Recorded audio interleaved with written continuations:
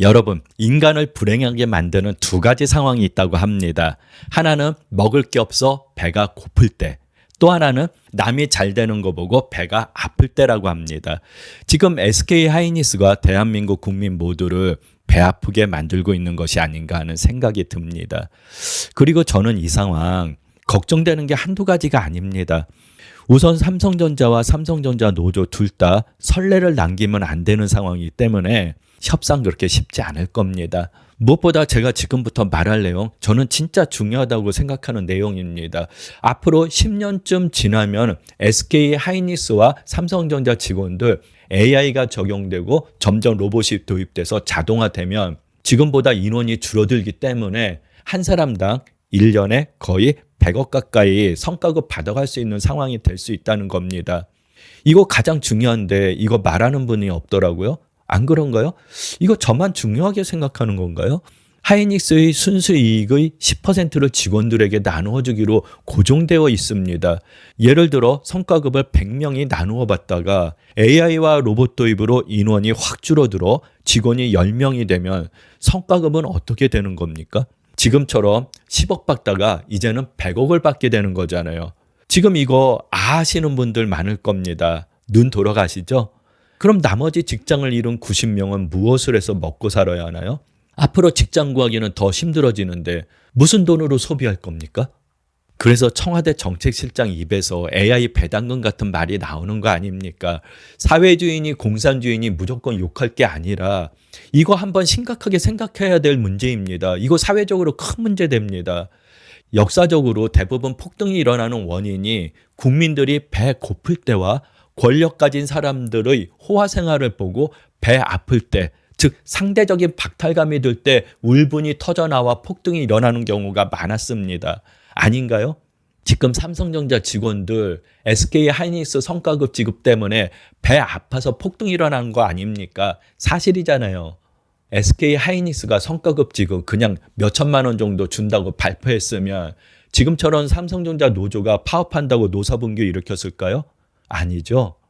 지금 상대적인 박탈감 때문에 저러는 거잖아요. 그렇죠? 저는 더 걱정되는 거가 SK 하이닉스입니다. 왜냐하면 인간의 욕심에는 끝이 없기 때문입니다. 제가 어렸을 때 본 영화라 제목은 생각이 안 나는데 아마 서부 영화였던 것 같습니다. 6명이 거액의 돈가방을 손에 넣게 되었는데 처음 나타난 현상이 서로가 좋아서 날뛰다가 분배에 대한 의심과 불안감이 생기는 현상이었습니다. 그 다음에는 다수 그룹과 소수 그룹으로 나누어지기 시작했습니다. 다시 말하면 6명 중 4명이 한 편이 돼서 나머지 2명을 제거해버리고 돈을 더 많이 나누어 가지자고 회의를 합니다. 이렇게 2명을 제거한 다음 남은 4명 중 다시 3명이 또 1명을 제거합니다.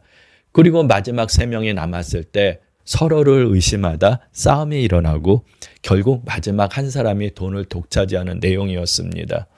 최근 드라마 오징어 게임도 비슷한 맥락으로 만들어졌다고 저는 생각합니다. 이병헌 주연의 어쩔 수 없단가요? 그 영화도 같은 맥락이고요. 저는 앞으로 SK 하이닉스 내부에서도 비슷한 심리 현상이 나타날 가능성이 크다고 봅니다. 지금이야 서로 얼굴 보고 좋아서 웃지만 점점 살아남기 위한 혈투가 벌어질 겁니다. 왜냐하면 회사의 순수익 10%를 성과급으로 지급한다는 것은 결국 근로자 수가 적을수록 개인당 받는 돈이 더 많아진다는 의미이기 때문입니다. SK 하이닉스 직원들 서서히 이거 깨닫기 시작할 겁니다. 전원만 없으면 내가 몇 천만 원 더 받는데 하는 생각 안 할 것 같습니까?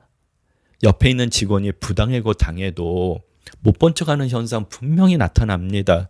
그리고 로봇 도입이나 공장 자동화 역시 노조에서 적극적으로 받아들이려고 할 겁니다. 생산 효율이 높아져서 회사의 순수익이 커지는데 돈맛을 본 노조가 반대할까요? 그리고 기존 직원들 이익 보호하기 위해 신규 채용 줄이자고 분명히 할 겁니다. 인간의 욕심은요, 결국 사망에 이르기 전까지는 깨닫지 못합니다. 세력이 형성되고 서로가 서로 반대표 사람들 내쫓으려고 할 겁니다. 그렇게 되면 몇 억을 더 받을 수 있는데 그 짓 안 할까요? 그 과정에서 인사권자의 권력은 더 강해지고 인사비리 문제 역시 엄청나게 커질 겁니다. 그리고 만일 삼성전자도 성과급 15% 지급으로 타협이 이루어질 경우 노사분규가 대한민국 전체로 확산될 가능성이 커집니다. 이미 여기저기서 그런 조짐이 있고요. 돈이 걸린 문제인데 사람이 가만히 있는 게 오히려 더 이상한 일 아닌가요? 이렇듯 지금 SK 하이닉스의 과도한 성과급 문제는 우리가 처음 겪는 새로운 형태의 성과급 분배 갈등이라고 생각합니다. 무엇이 10년, 20년 뒤 기업의 경쟁력을 높일지, 그리고 해외 기업들이 높은 연봉 제한으로 우수한 인력들 해외로 빠져나가는 것도 어떻게 막을 수 있을지 심각하게 생각해야 되는 상황입니다.